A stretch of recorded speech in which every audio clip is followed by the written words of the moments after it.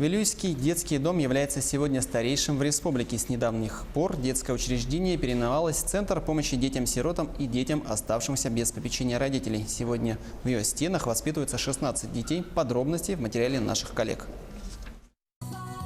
На сегодняшний день в Центре помощи семейного типа детям-сиротам и детям, оставшимся без попечения родителей Вилюйского района, проживают 16 воспитанников по 3 семьям.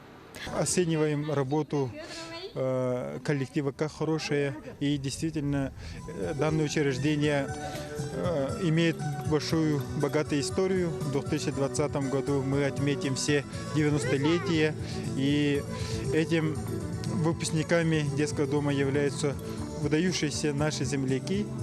По достижению совершеннолетия часть воспитанников поступают в техникумы и вузы и живут с воспитателями до их окончания.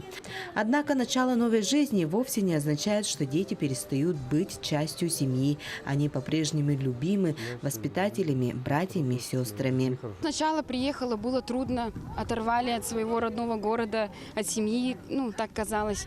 Еще думала, куда я попала, вокруг, другая национальность, я-то русская же. Потом привыкла. Сейчас даже неохота отсюда уезжать. И со воспитателями теплые отношения были всегда. Всегда слушалась, пыталась учиться хорошо. Воспитанники детского центра успешно учатся, посещают кружки и секции, заводят друзей, ходят в гости, отмечают дни рождения. Я воспитывалась здесь с 2012 года по 2017 год. В том году выпустилась. Детский дом стал мой родной дом. Каждое мероприятие стараюсь посещать, помогать, чем могу.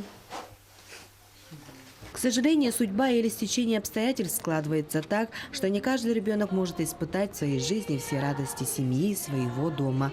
На сегодняшний день для тысячи детей нашей страны родным домом стали детские дома, интернаты, а самыми близкими людьми – воспитатели и учителя.